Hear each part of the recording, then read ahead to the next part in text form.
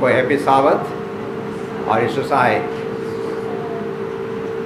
मैं आप सबों को भगिल राम जोत मल्ली की ओर से हार्दिक स्वागत करता हूं, जितने हम लोग इस पवित्र भवन में उसकी उपासना और आराधना के लिए आए हुए हैं।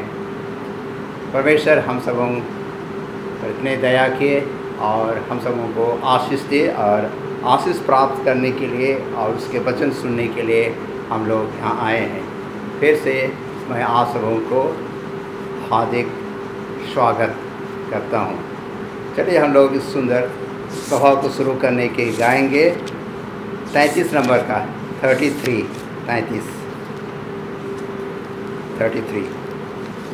खोलना हो तो सब खड़े हो जाएंगे।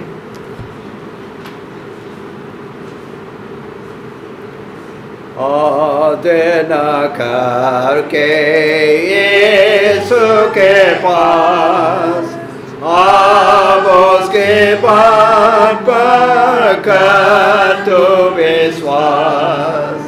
यहोवा करता बीच में निवास, प्रेत से करता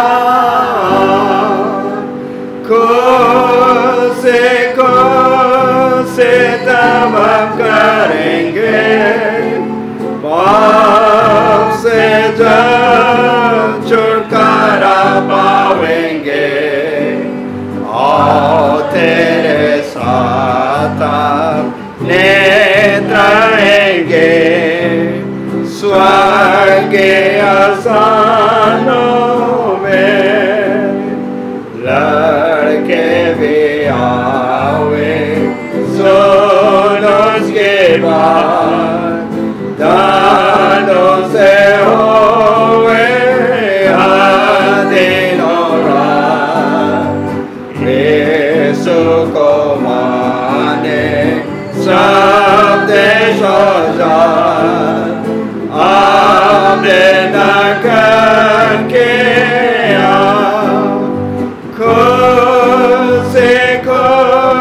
से तब हम करेंगे, पाप से जब छुटकारा पावेंगे और तेरे साथ नित रहेंगे स्वर्ग आसनों में। यीशु को बीच में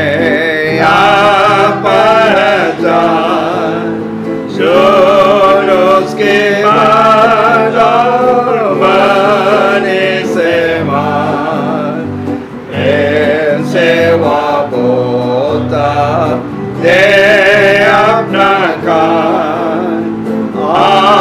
मेरे लड़के खुद से तब हम करेंगे, से जब छुटकारा पावेंगे और तेरे साथ नित रहेंगे स्वर्ग स्थानों में। हम लोग घुटने टेकेंगे और प्रार्थना करेंगे।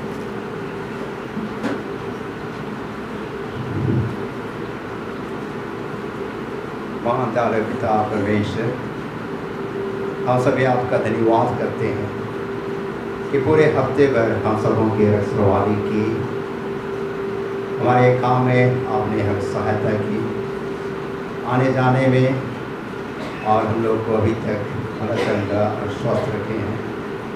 जब भी हम लोग का शरीर में कभी तकलीफ है आप जानते हैं, आप महसूस कर सकते हैं। ईश्वर आपके चंगाई प्रदान दीजिए। प्रार्थना करते हैं कि आज के दिन, इस पवित्र दिन में बड़े छोटे झुंड होकर के आपकी उपासना आराधना जहाँ के भी कर रहे हैं, सबों के साथ हुए उनको आशीष दीजिए और बचाव भी दीजिए। इस पर खास प्रार्थना करते हैं कि आज के वक्त मिस्टर विनुस लकड़ा के संग हुए, वो आपके वचन बोलेंगे और उनके मुँह के साथ उनकी अगुवाई कीजिए। और जितने हम सुनने वाले हैं सुनकर आशीषित हों और उसके अनुसार हम चल सकें। बाकी समय हम सभी को अपने आप के हाथ में सौंप देते हैं। ईश्वर प्रार्थना करते हैं जो अस्वस्थ हैं और ख़ास करके जो बुजुर्ग हैं उनके लिए प्रार्थना करते हैं, उनके साथ उनके अगुवाई कीजिए और इस अवस्था में उनको बड़े चंगा रखिए। हम सब उनके साथ हो, फिर से हम सभी को अपने आप आपके हाथ में सौंप देते हैं। बाकी समय आपके हाथ में हम लोग सौंप देते हैं। इस प्रार्थना को त्रैवित यीशु ख्रिस्त के नाम से मांगते हैं, दया करके स्वर लेकर हम कर दीजिए। आमीन। आप सबको यीशु सहाय और हैप्पी साबत।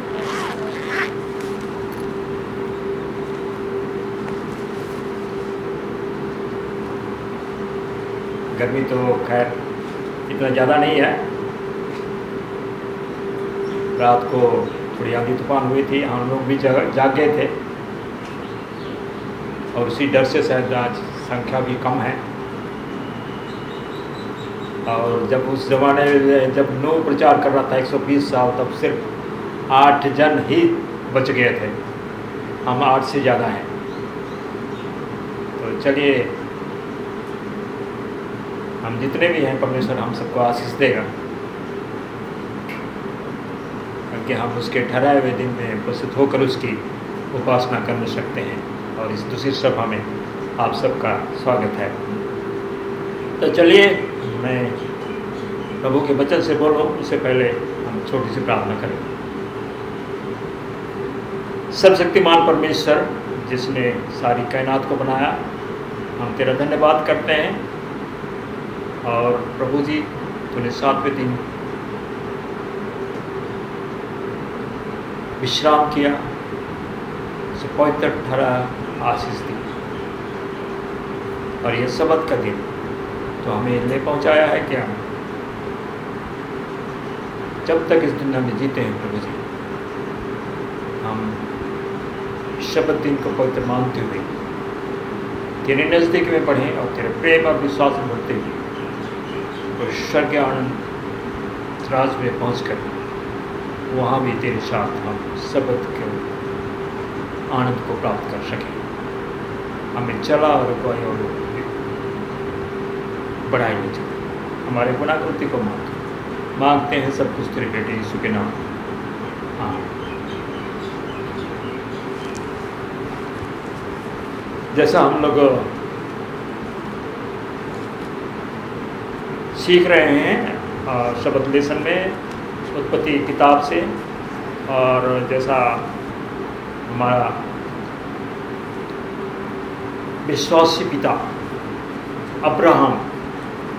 अब्राहम की कहानी, हम ये कोई कहानी नहीं है मगर एक सच्ची घटना जिसको हम सीख रहे हैं। और अब्राहम विश्वासियों का पिता कहलाया, जबकि वो उसके पिता मूर्ति पूजक थे और अब्राहम भी ऐसे परिवार में से था। लेकिन अब्राहम उस विश्वास को, उस सच्चे ईश्वर को जानना चाहता था और खोजी था। और परमेश्वर उसको, जब कोई उस ईश्वर को खोजता है, ढूंढता है, तो परमेश्वर के साथ उसकी मुलाकात होती है और परमेश्वर उसके साथ साथ होता है। और इस ज़माने में हमारे पास ये धर्मशास्त्र है, होली बाइबल है, जिसके ज़रिए से हम परमेश्वर के वचन को सीखते हैं। क्योंकि हमारा धर्मशास्त्र हमें बताती है, हम खोलेंगे, जैसा हमें बहुतों को यह मुखस्थ भी होगा, कंठस्थ भी होगा। जैसे हम सबक लेसन में हमने सीखा है, पहले भी कई बार सीखा है। खोलेंगे दूसरा तीमुथी उसका तीसरा अध्याय, उसका 16 पद।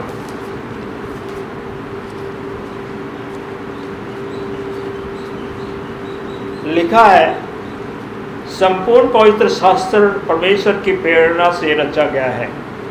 संपूर्ण पवित्र शास्त्र परमेश्वर की प्रेरणा से रचा गया है और उपदेश और समझाने और सुधारने और धर्म की शिक्षा के लिए लाभदायक है, ताकि परमेश्वर का जन सिद्ध बने और हर एक भले काम के लिए तत्पर हो जाए।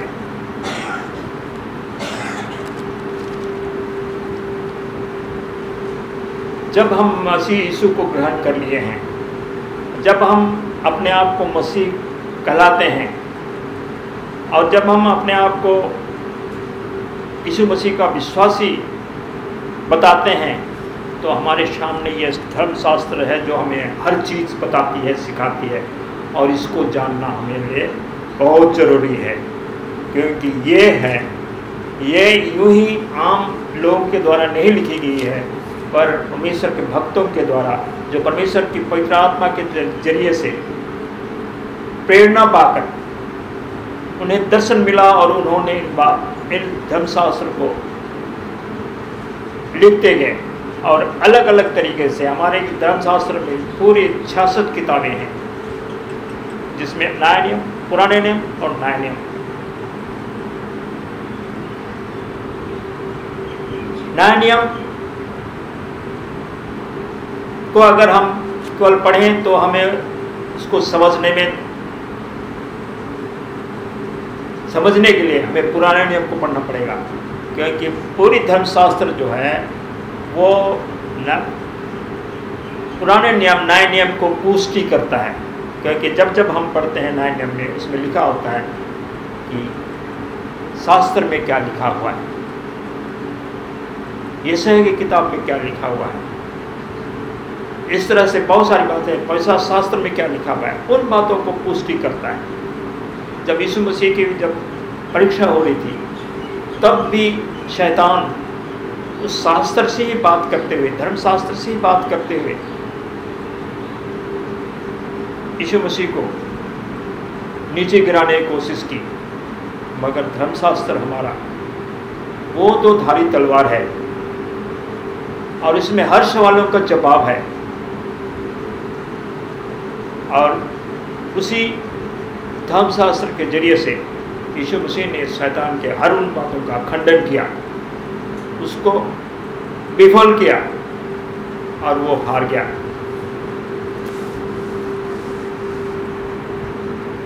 इसलिए लिखा है कि उपदेश और समझाने और सुधारने और धार्मिकता की शिक्षा के लिए लाभदायक है, ताकि परमेश्वर का जन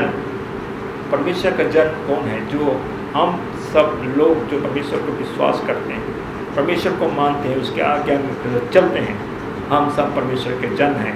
और हमें, जब हम उसके जन हैं, उसके लोग हैं, परमेश्वर के लोग पुत्र हैं, पुत्रियां हैं, तो हमें सिद्ध बनने की जरूरत है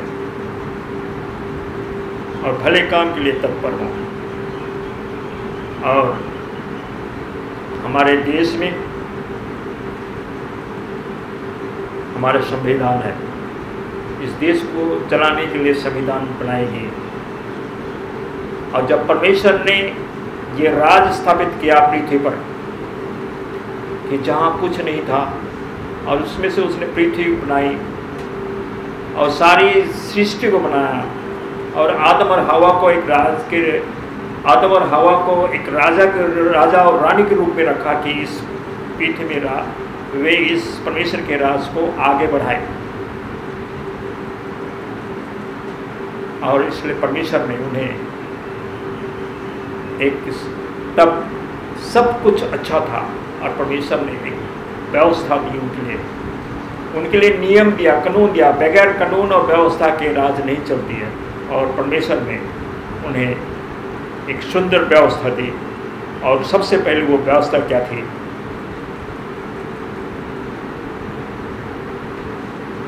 सातवें दिन की शपथ का दिन। हम रोमी की किताब 2 अध्याय इसका 13 में पढ़ेंगे। रोमी की किताब 2 अध्याय,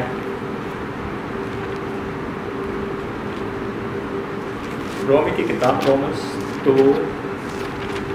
रोमी की किताब 2 अध्याय उसका 13।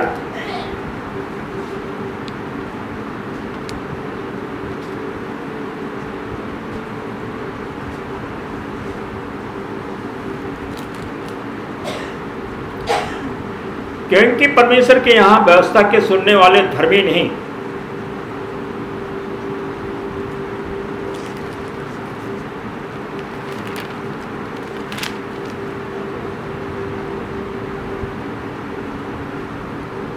क्योंकि परमेश्वर के यहाँ व्यवस्था के सुनने वाले धर्मी नहीं पर व्यवस्था पर चलने वाले धर्मी ठहराए जाएंगे। केवल व्यवस्था के केवल सुनने वाले नहीं पर व्यवस्था पर चलने वाले धर्मी ठहराए जाएंगे।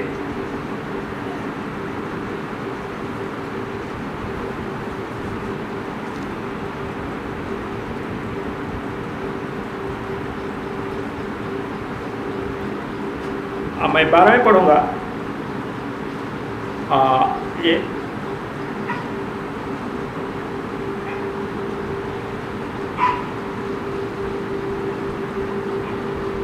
बारह में लिखा है, इसलिए जिन्होंने बिना व्यवस्था पाए पाप किया हुए बिना व्यवस्था के नष्ट भी होंगे, और जिन्होंने व्यवस्था पाकर पाप किया उनका दंड व्यवस्था के अनुसार होगा।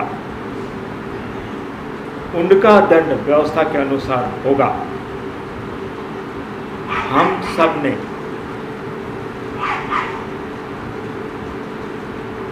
जब हम यीशु मसीह को ग्रहण किया तो हमें सिखाया गया, हमें बताया गया, और हमारे पास धर्मशास्त्र है जिसमें हम उसकी व्यवस्था, उसके नियम और उसके कानून को जानते हैं। तो हमें सावधान रहना चाहिए कि हमें इस बात को जान लेना चाहिए कि हमें बिना व्यवस्था के नष्ट होंगे, और जिन्होंने व्यवस्था पाकर पाप किया, और अगर हमने व्यवस्था पाई है, नियम पाई है, कानून पाई है, तो व्यवस्था के अनुसार केवल हम सुनने वाले नहीं पर उसके अनुसार चलने वाले होने चाहिए। भजन संहिता 103 उसका 17 और 18, हम आगे पढ़ेंगे। 103 उसका 17 और 18।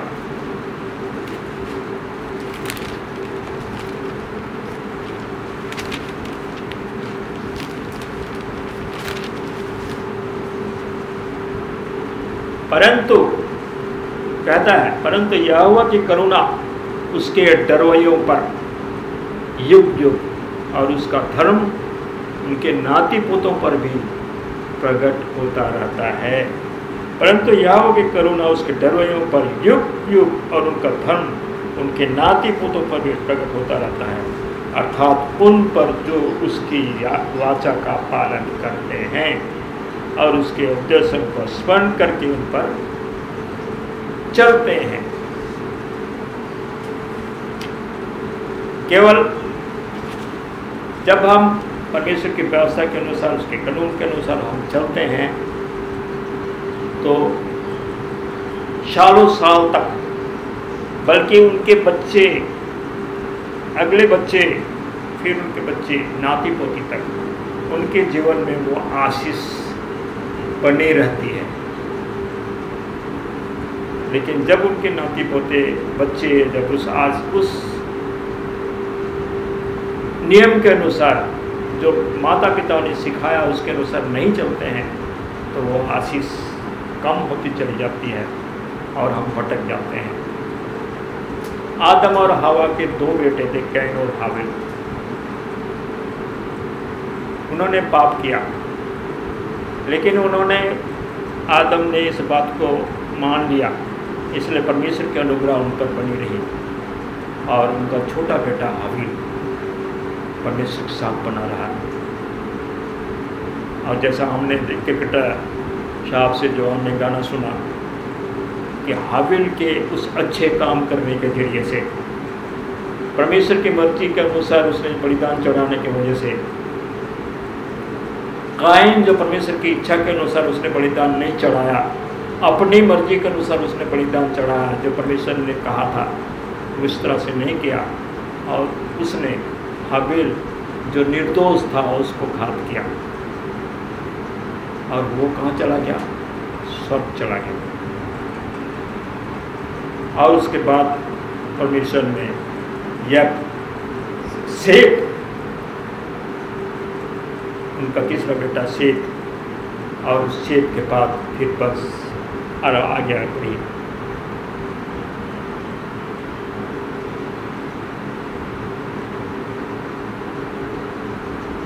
मत्ती की किताब 12 उसका 37 में ऐसा लगता है।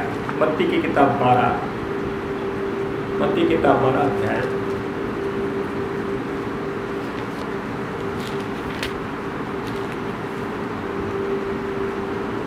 उसका 37।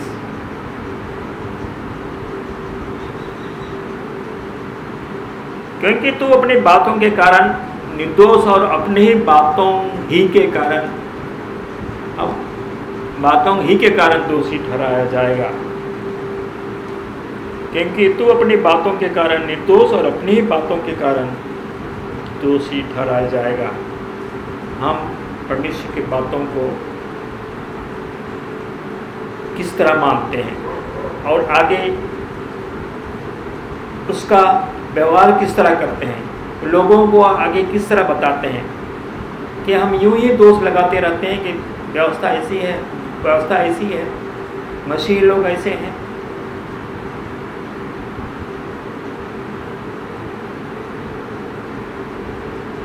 लिखा है क्योंकि तू अपनी बातों के कारण निर्दोष और अपनी ही बातों के कारण दोषी ठहराया जाएगा। हम अपनी ही बातों की वजह से हम दोषी ठहराए जाएंगे। और इसी तरह से हम अगले के साथ भी हम उसी तरह व्यवहार करें। हम आगे बढ़ेंगे। मत्ती की किताब मत्ती 7 उसका 12 अध्याय, उसमें लिखा है, इस कारण जो कुछ तुम चाहते हो कि मनुष्य तुम्हारे साथ करे, तुम भी उनके साथ वैसा ही करो, क्योंकि व्यवस्था और भ्रष्टाओं की शिक्षा यही है।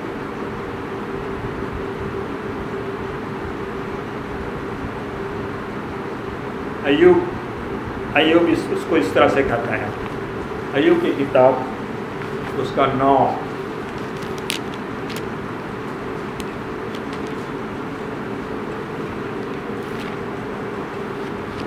अय्यूब की किताब 9 उसका 20।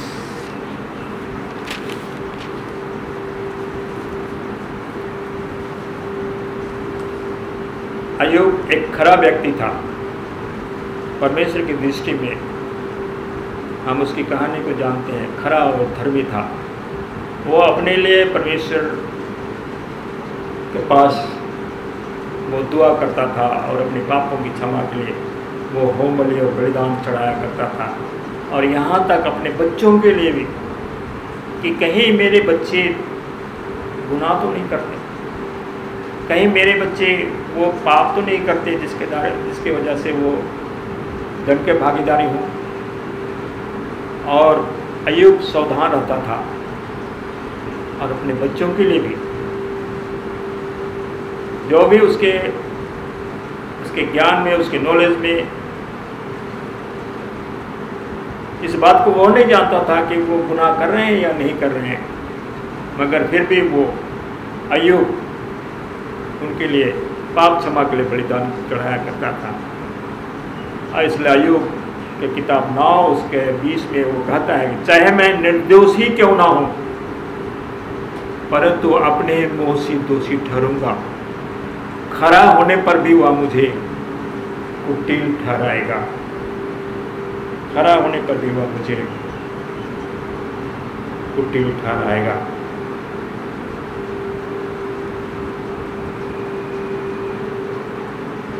मत्ती की किताब मत्ती 12 उसका 7 हम पढ़ेंगे। मत्ती की किताब 12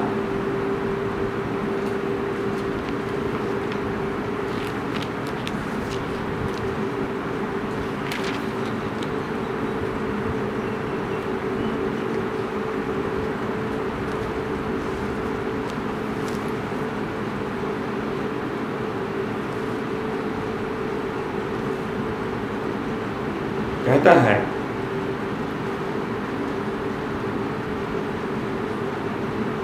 यदि तुम इसका अर्थ जानते, मैं दया से प्रसन्न होता हूँ, बलिदान से नहीं, तो तुम निर्दोष को दोषी ना ठहराते। मनुष्य का पुत्र तो सबत के दिन का भी प्रभु है।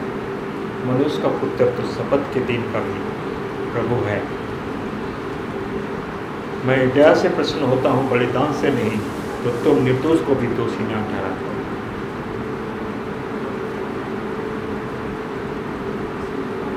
होशे में उसको इस तरह से कहता है, होशे की किताब 6 उसका 6, होशे की किताब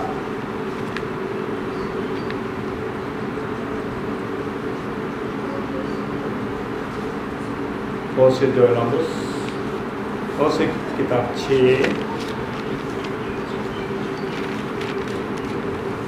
बलिदान करने के लिए बोला परमेश्वर, और उसने वादा किया था कि तुम्हारे वंश बढ़ा दूंगा आकाश के तारों की तरह, समुद्र के बालू के किनकों की तरह। और एक बेटा मिला, उसको भी बलिदान करने के लिए बोल रहा है, कुर्बानी करने के लिए कह रहा है। ये कैसा संभव हो सकता है? लेकिन परमेश्वर ने जो कहा सो कहा, परमेश्वर ने आज्ञा दिया तो दिया। यह परमेश्वर की मर्जी, यह परमेश्वर की मर्जी, इसमें हमारी मर्जी नहीं, मेरी मर्जी नहीं। परमेश्वर ने इस बात को जान गया था, परमेश्वर अब्राहम ने इस बात को समझ गया था, यह परमेश्वर की मर्जी। परमेश्वर कुछ भी कह सकता है, और परमेश्वर जो कुछ कहता है वो हमारे भलाई के लिए करता है। और क्योंकि परमेश्वर उसी ने सारी कायनात को बनाया, उसी ने सृष्टि की, उसी के हम सब कुछ हैं। इसलिए अब्राहम दर्द जरूर हुआ, जैसा हमने सीखा, पीड़ा हुई। बड़ी देर के बाद, इतने सालों के बाद जब बुजुर्ग हो गया, तब उसका बच्चा हुआ, और जब बड़ा हो गया तब बेटे को भी सिखाया, और जब उस उम्र जवान के लायक हो गया तब उसको बोला इसको बलिदान चढ़ा, और वो आज्ञाकारी रहा। वो इस तरह से परमेश्वर के उस व्यवस्था को, उस ज्ञान को वो समझ गया था, सीखता जा रहा था।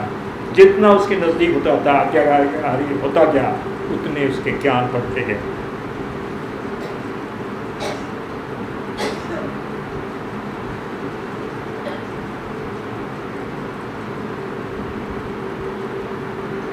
हम मत्ती की किताब उसका 9वां अध्याय उसका 13 में पढ़ेंगे। मत्ती की किताब 9वां अध्याय, मत्ती 9 उसका 13।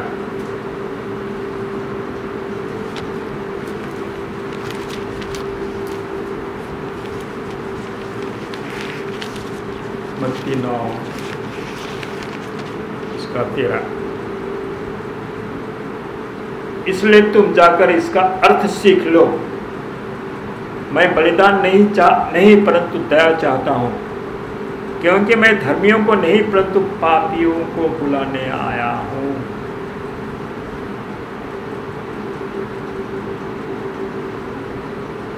इसलिए तुम जाकर इसका अर्थ सीख लो, मैं बलिदान नहीं परंतु दया चाहता हूँ, क्योंकि मैं धर्मियों को नहीं परंतु पापियों को बुलाने आया हूँ।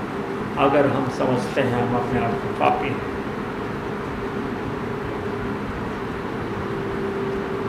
परमेश्वर हमें बुलाता है।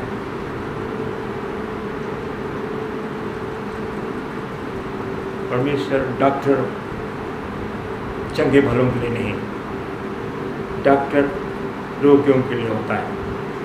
हमारा यीशु मसीह हम पापियों के लिए आया।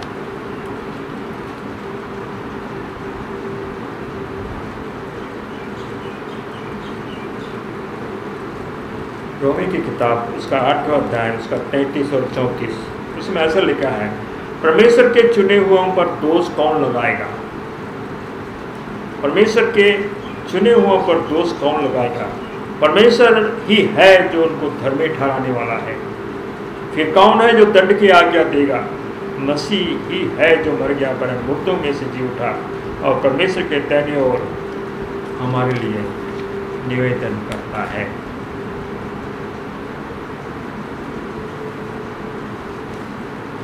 हम रोमी की किताब पढ़ेंगे, रोमन 8 उसका 14, रोमन 8 उसका 14। उसमें ऐसा लिखा है, इसलिए कि जितने लोग परमेश्वर की आत्मा के चलाए चलते हैं वे ही परमेश्वर के पुत्र हैं। इसलिए कि जितने लोग परमेश्वर के आत्मा के चलाए चलते हैं वे ही परमेश्वर के पुत्र हैं। अगर हम धर्मशास्त्र पर विश्वास करते हैं तो हम उसकी व्यवस्था को मानेंगे। अगर हम उसकी व्यवस्था को मानते हैं तो हमें उसके शास्त्र को पढ़ते हैं, वो हमारे जीवन को सुधारता है और हम सिद्ध बनते जाते हैं और उसके अर्थों को समझने लगते हैं। और जब हम उसके अर्थों को समझने लगते हैं, उससे प्रेम करने लग जाते हैं, तो हम उसके आत्मा के अनुसार चलाए चलते हैं। और जब हम उसके आत्मा के चलाए चलते हैं तो हम परमेश्वर के पुत्र हैं। पिछले हफ्ते शायद पिछले किसी दिन के बाद किसी शब्द की बात है, यहाँ पे डिस्कस हो रहा था कि परमेश्वर के पुत्र, जैसे उत्पत्ति में हमने पढ़ा है कि परमेश्वर के पुत्रों ने मनुष्य की पुत्रियों को देखा और उनसे ब्याह शादी कर ली। तो भाई साहब ने कह रहे थे कि परमेश्वर के पुत्र वो हैं जो स्वर्गदूत हैं, स्वर्ग में शादी ब्याह नहीं होती है। यहाँ साफ बताता है कि जितने लोग परमेश्वर के आत्मा के चलाए चलते हैं वे ही परमेश्वर के पुत्र हैं। हर सवालों का जवाब हमारी बाइबल में है, हर सवालों का जवाब हमारे धर्मशास्त्र में है, जो हमें बताती है, और हम जब उसको ढूंढते हैं तो हमें मिलता है। हम उसका 28 में पढ़ेंगे, रोमन 8 का 28 में। वहीं पर हम जानते हैं कि जो लोग परमेश्वर से प्रेम रखते हैं उनके लिए सब बातें मिलकर भलाई ही उत्पन्न करती है, अर्थात उन्हीं के लिए जो उसकी इच्छा के अनुसार बुलाए हुए हैं। उसकी इच्छा के अनुसार, परमेश्वर की इच्छा क्या है?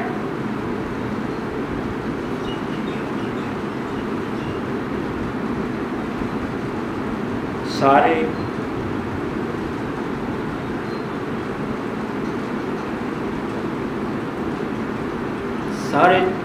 कलीसियाएं जो परमेश्वर ने जो व्यवस्था दी, वो नियम दिया, वो सारी व्यवस्था को मानते हैं।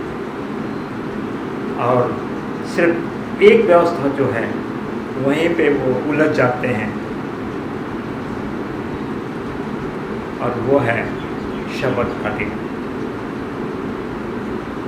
ये परमेश्वर का धन्यवाद हो कि परमेश्वर ने हमें इस लायक बनाया कि हम इस शब्द के दिन को हमने सीखा, जाना, और उसके भवन में हम उपस्थित होकर उसकी उपासना करते हैं। यह परमेश्वर की इच्छा है।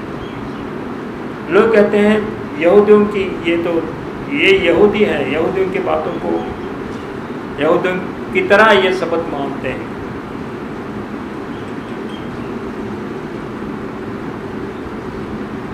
जैसे हमने अब्राहम की ये कहानी पढ़ रहे थे,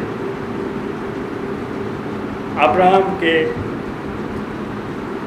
बुलाए जाने से पहले अब्राहम से ही यहूदी जाति का आरंभ हुआ। अब्राहम का बेटा इसहाक, उसका याकूब, और याकूब के 12 बेटे, याकूब के बेटे इस्राएली कहलाए, और उसमें रूबेन, सिमयोन, यहूदा, दान, नप्ताली, गाद, आशेर, इसाकर, जबूलून, यूसुफ और बिन्यामीन। और इस तरह से रूबेनी कहलाए, सिमोन सिमोनी कहलाए, गाद कहलाए। इस तरह से यहूदा यहूदी कहलाए। बहुत लोग अभी भी, बहुत सारे लोग इस बात को कंफ्यूज होते हैं कि ये यहूदी और इस्राएली क्या है, क्योंकि इतिहास बताते हैं कि इस्राएली लोग भटक गए थे और इनमें 2 भाव हो गया था, यहूदी और इस्राएली। और जो यरूशलेम में रह गए थे वो यहूदी की खानदान के थे, जो दाऊद के खानदान के थे वो यहूदी। उनका ही इतिहास जो परमेश्वर के साथ साथ बाइबल इसी बात को जिक्र करती है, जो परमेश्वर के साथ चलते चलते रहे, और इसी यहूदी खानदान से ही यीशु मसीह का जन्म हुआ। तो अब्राहम के जन्म के हजारों साल पहले जब सृष्टि हुई 7 दिन हुआ, 6 दिन हुआ जब कुछ नहीं था, परमेश्वर ने सृष्टि की। और पहला दिन, दूसरा दिन, तीसरा दिन, छठवां दिन और फिर 7वां दिन परमेश्वर शब्द की स्थापना की। तब सृष्टि के समय 7 दिन परमेश्वर ने ठहराया, उस दिन पवित्र ठहराया, विश्राम किया, पवित्र ठहराया और आशीष दी।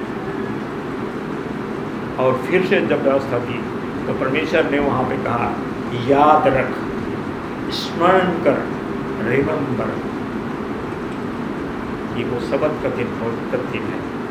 और वो दिन परमेश्वर की महिमा के लिए, उस दिन परमेश्वर की उपासना करना है, परमेश्वर के लिए, परमेश्वर की परमेश्वर की इच्छा को, उसके अनुसार उस दिन को पवित्र ठहराते हुए हमें उस दिन को बिताना है। और ये परमेश्वर का दिन है। तो ये यहूदियों का दिन कैसे हो गया? ये परमेश्वर का दिन है।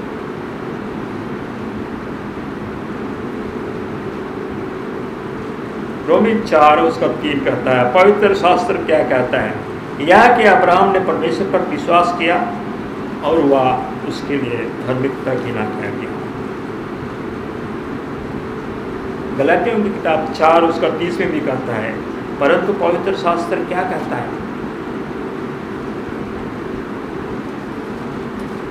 तो हमें ये देखना है कि पवित्र शास्त्र क्या कहता है। प्रकाशित वाक्य 1 उसका 10 में लिखा है, प्रकाशित वाक्य रेवल्यूशन 1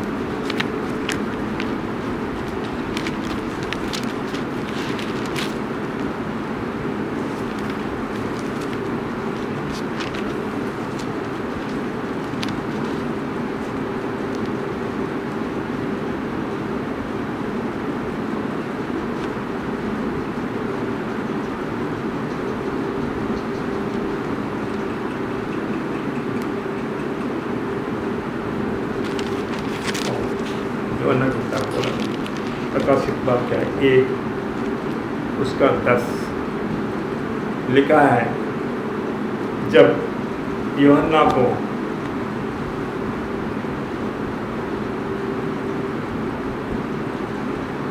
जब वो प्रचार कर रहा था, यीशु मसीह के बहुत से जितने चेले थे सबको मार दिया गया, किसी को किसी तरीके से, किसी को किसी तरीके से, किसी को किसी तरीके से। लेकिन यूहन्ना जो परमेश्वर का चेला था, वो जब वो प्रचार कर रहा था तो लोग उससे मारने के लिए बहुत कोशिश किए, लेकिन वो प्रचार करता रहा। और कहते हैं कि अंत में जब वो प्रचार कर रहा था, उसको कढ़ाई में, बड़ी सी कढ़ाई में तेल डाला गया और उसको आग लगा के तेल को उबाला गया और यूहन्ना को उसमें डाल दिया गया। और उस उबलते हुए, खौलते हुए उस तेल में खड़े होकर वो परमेश्वर का प्रचार कर रहा था, परमेश्वर का वचन सुना रहा था। और लोगों में डर हो गया और वे इन्होंने देखा कि ये असंभव है कि इसकी मौत इस पर डाली जा सकती है। और उन्होंने क्या कि इसको काला पानी, जिसको अब जैसे अंडमान को काला पानी कहा जाता था, उस तरह से पतमोस टापू में उसको ला के छोड़ दिया गया, जहाँ ना आदमी ना जान कुछ भी नहीं था। एक ज़माना ऐसा था। और उस ज़माने में वहाँ पे यूहन्ना था और वहाँ रहते हुए यूहन्ना ने, परमेश्वर ने वहाँ उसको दर्शन दिया और परमेश्वर ने उस प्रकाशित वाक्य को लिखा है 10 में, मैं प्रभु के दिन आत्मा में आ गया। ये प्रभु का दिन क्या है? प्रभु का दिन, ये वो दिन है जिसको परमेश्वर ने आशीष दी, पवित्र ठहराया।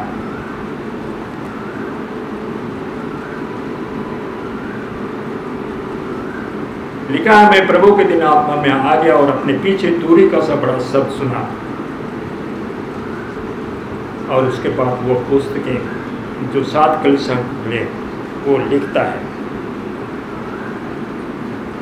ये प्रभु के सबत का दिन। तो हमें इस बात को अच्छी तरह समझ लेना है, अच्छी तरह जान लेना है कि यह प्रभु का दिन है, जिसमें हम प्रभु के लिए उस दिन को बिताना है। मत्ती की किताब 2 उसका 27 और 28। मत्ती की किताब 2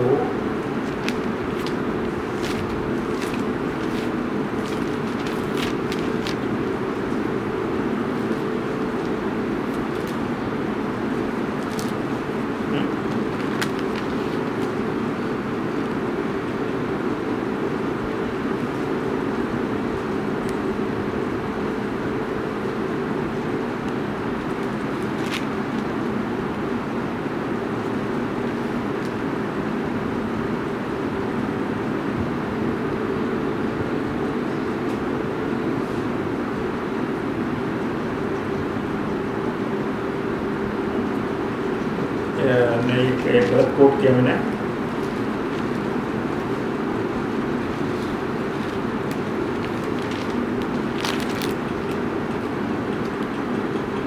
मत्ती की किताब 12, मत्ती की किताब 12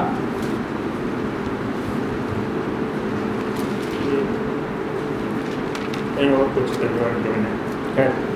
लिखा है, सबत का दिन मनुष्य के लिए बनाया गया है और ना कि मनुष्य सबत के दिन के लिए, इसलिए मनुष्य का पुत्र सबत का दिन का भी प्रभु है। मत्ती 12 उसका 8 में दिया है कि मनुष्य का पुत्र तो सबत के दिन का भी प्रभु है।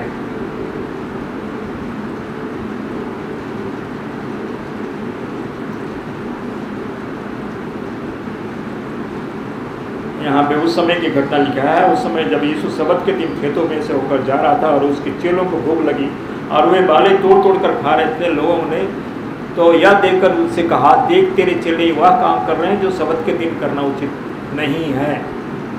मगर सबत का सृष्टिकर्ता, सबत का बनाने वाला उनके साथ था, वो प्रभु के साथ ही थे। इसीलिए कहा, यदि तुम इसका अर्थ जानते तो मैं दया से प्रसन्न होता हूँ और बलिदान से नहीं, तो तुम निर्दोष को दोषी न ठहराते। मनुष्य का पुत्र जो सबत के दिन का भी प्रभु है।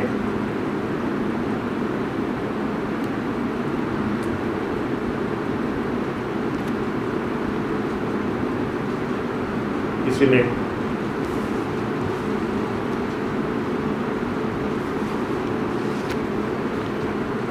मत्ती 5 और एक पढ़ेंगे हम लोग, मत्ती 5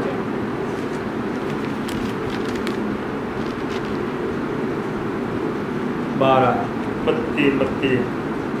मत्ती 5 17 और 19 लिखा है कि यह ना समझो कि मैं व्यवस्था या भविष्यवक्ताओं की पुस्तक को लोप करने आया हूँ।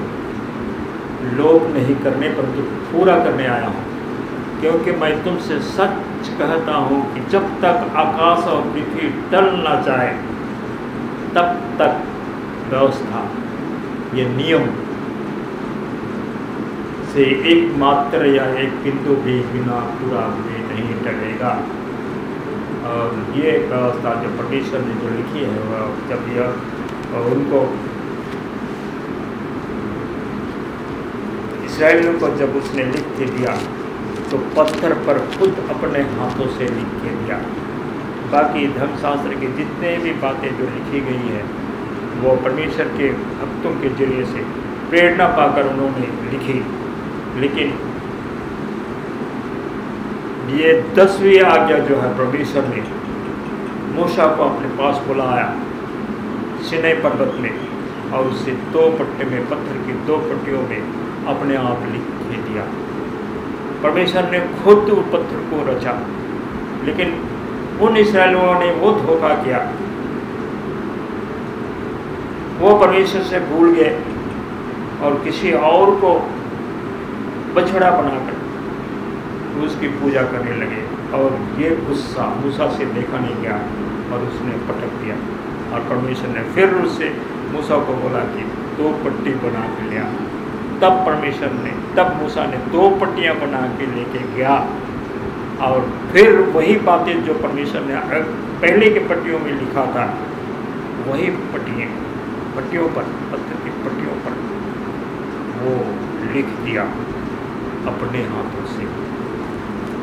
परमेश्वर अगर वो चाहता था मूसा को बताता, और परमेश्वर उसने बताया, मूसा को बताया भी, और उसके बाद मूसा से कह सकता था कि वो लिख लेते, लेकिन परमेश्वर ने लिख दिया, लिख के दिया। इसलिए और तमाम आज्ञाओं में से एक आज्ञा जो सबत का दिन है उसमें उलझ जाते हैं और अपनी इच्छा के अनुसार, अपनी मर्जी के अनुसार, अपनी सुविधा के अनुसार ऐतवार दिन को, जो यीशु मसीह का जी उठने का दिन है, कह के शबत का दिन तो नहीं कहते, मगर यह विश्राम का दिन है, चर्च जाने का दिन है, ऐसा बताते हैं, लेकिन वो शबत का दिन है। और ये शबत का दिन परमेश्वर का ठहराया हुआ दिन है। लोग कहते हैं कि तुम लोग यहूदियों की तरह यीशु मसीह पर विश्वास नहीं करते हो, क्योंकि तुम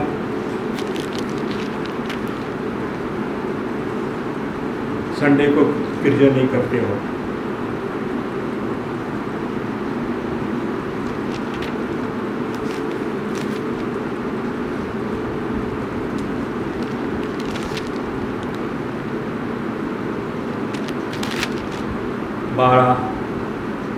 हमारा ये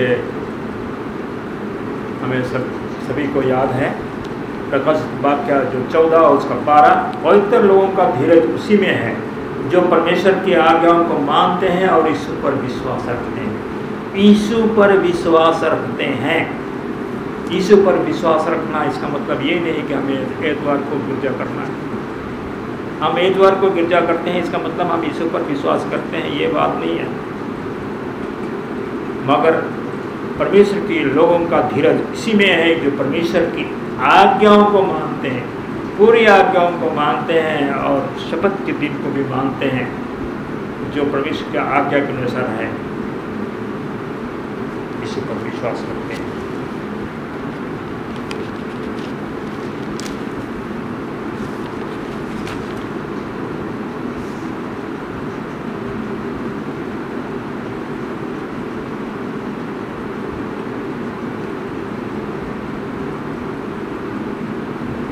प्रेरित के काम में हमने वहाँ बहुत सारे उदाहरण, जब यीशु मसीह के जी उठने के बाद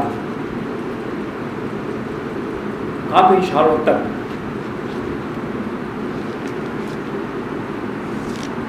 लोग परमेश्वर की उपासना शब्द की जरूरत करते थे। जैसे प्रेरितों के काम 13:13,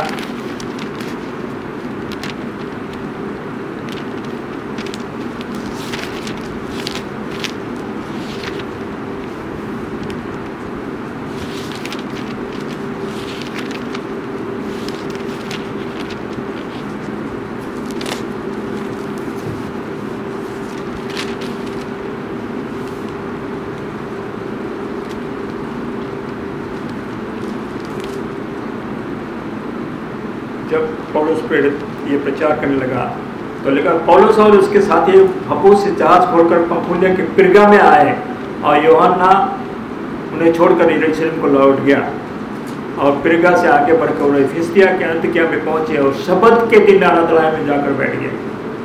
यीशु मसीह के जी उठने के 14 वर्ष के बाद की कहानी है और ये कहते हैं कि ये 45 ईस्वी की घटना है। 14 वर्ष बाद उसके बाद 44-28 में भी कहता है, लिखा है यहाँ पौलुस द्वारा अन्य जातियों में प्रचार का आरंभ। अगले सबत के दिन नगर के प्राय सब लोग परमेश्वर का वचन सुनने को इकट्ठे हो गए, परंतु यहूदी भीड़ को देखकर डाह से भर गए और निंदा करते पौलुस के बातों के विरोध में बोलने लगे। वो शबत के दिन नगर के प्राय सब लोग परमेश्वर का वचन सुनने को इकट्ठे हो गए। पर यीशु मसीह के चेले भी शबत के रोज यीशु मसीह के जी उठने के बाद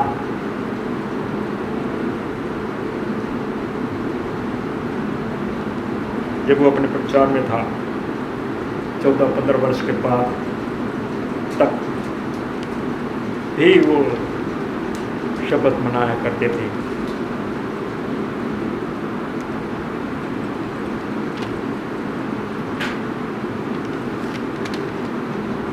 इसी तरह प्रेरित के काम 15 में भी इसके जिक्र करता है और ये 51 ईस्वी में पुनरुत्थान के 20 वर्ष के बाद की जुलाई में बुलाई दी थी और 16-13 में भी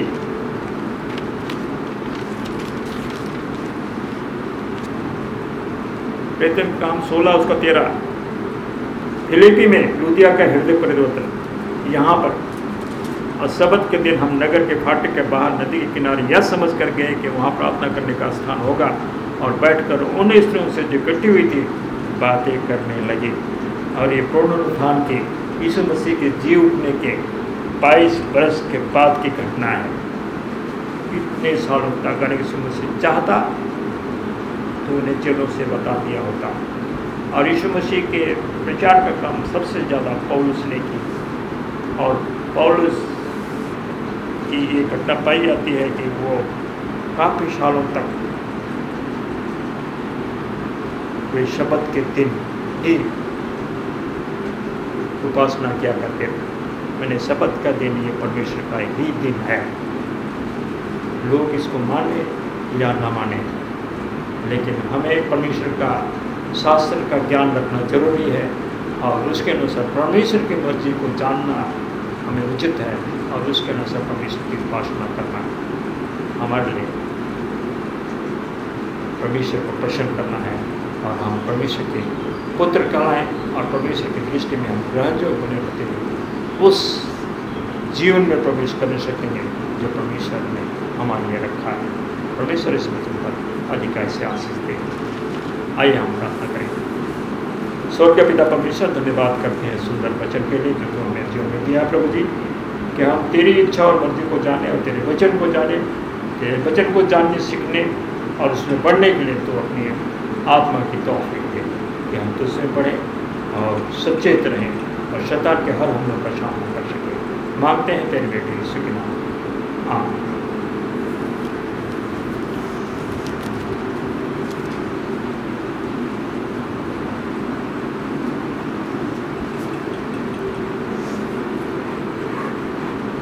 भाई बहन उसको धन्यवाद देता हूँ कि सुंदर वचन के लिए। इस सुंदर सभा को अंत करने के लिए हम लोग गाएंगे 43 नंबर का 43, प्रभु तेरा हूँ तेरे वचन से तेरा प्रेम पहचानता हूँ। 43 अपना तो खड़े हो जाएंगे।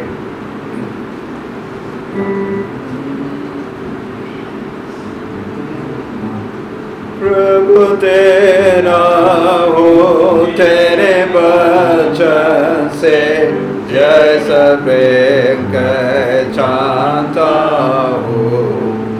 मेरे लासा है कि विश्वास से मैं जाके तेरे पास रखूं। रक्त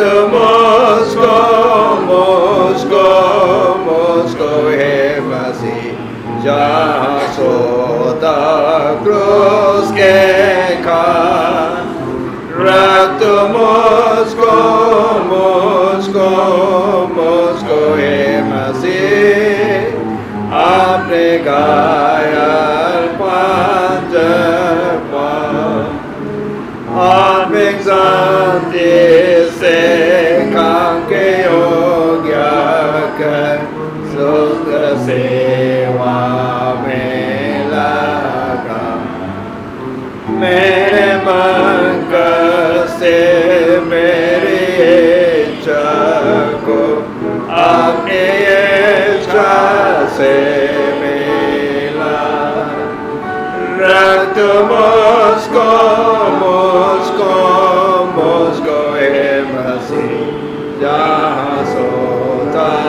क्रूस के पास, रक्त मुझको हे मसीह अपने घायल पंजर पर, अपने प्रार्थना में जैसे मित्र से तैसे तुझसे बात कर। सो एक बड़े भी तेरे संग रहूं तो महान आनंदित हो। रक्त मुझको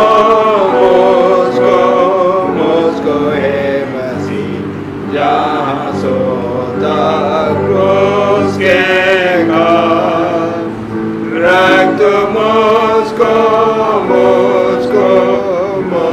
हे मसीह अपने घायल पंजर पर, सबसे गहरा प्रेम मैं न जानूंगा जब तक सुना जाऊंगा।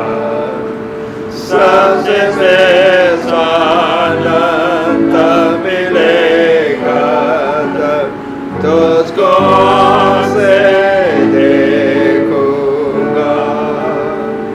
रक्त मुझको हे मसीह जहाँ सोते क्रूस के घाट, रक्त मुझको हे मसीह अपने घायल पंजर पर। आइए हम प्रार्थना करें। धन्यवाद पिता परमेश्वर, धन्यवाद कि तू सर्वशक्तिमान है, तू हमें प्यार करता है, तू हमें संभालता है प्रभु जी। हमारे गुनाह गलती को माफ कर हमें सुधार। धन्यवाद करते हैं तेरे वचन के लिए जो हमने सुना प्रभु जी।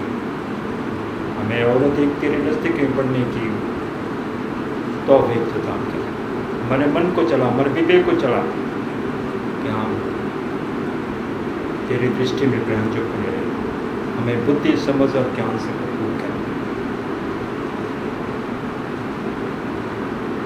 कि हम तेरे वचन के द्वारा सुसज्जित हों और शैतान के हर हमलों का सामना कर सकें और सुरक्षित रहे और के साथ तेरे वचन को साझा कर सकें। ऐसे अनुभव प्रदान कर, हमें कोसों से विदा कर और बाकी जीवन तक, बाकी शब्द फिर से जब हम दोबारा तेरे भवन में उपस्थित होते हैं तब तक हम सबको समझ मांगते हैं तेरे बेटे यीशु के नाम। प्रभु मोरे संग तो रहबे, भजन मोय तोर गावे खोजुना।